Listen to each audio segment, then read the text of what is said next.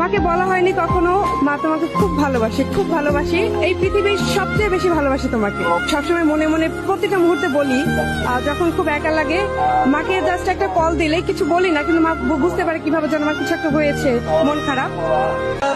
বাবাকে বাবা বলে ডাক দেওয়ার পর যখন তিনি মা বলে উত্তরটা দেন, বিশ্বাস করেন ভাই, জানটাই জুড়াই যায়।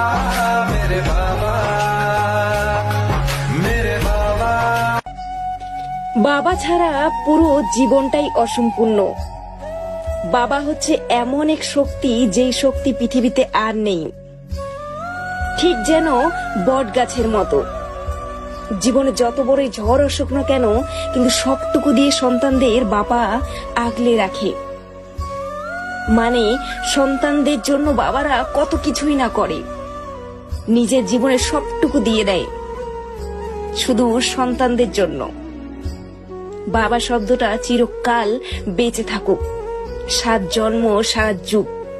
শ্বশুর শাশুড়িকে আমি আমার মা বাবার মতো করেই ভালোবাসবো, কারণ তারাও তো একটা সন্তানের মা, আমিও আমার মা বাবার সন্তান। আমি যদি একটা ফ্যামিলি ছেড়ে আরেকটা ফ্যামিলিতে গিয়ে অ্যাডজাস্ট করব, তো তাদেরকে আমাকে আপন করে নিতে হবে। বউ হিসাবে সবসময় আমার মা বাবাকে আমি যেভাবে ট্রিট করেছি, যেমন ভালোবেসেছি, তারা যদি আমাকে মেয়ের মতো সম্মান করে, ভালোবাসে, আমি তাদেরকে এর থেকে অনেক বেশি দেওয়ার চেষ্টা করবো। আমার হাজবেন্ড তো তাদেরই সন্তান, তো অবশ্যই চেষ্টা করবো আমার মা বাবার মতোই তাদেরকে সম্মান করা।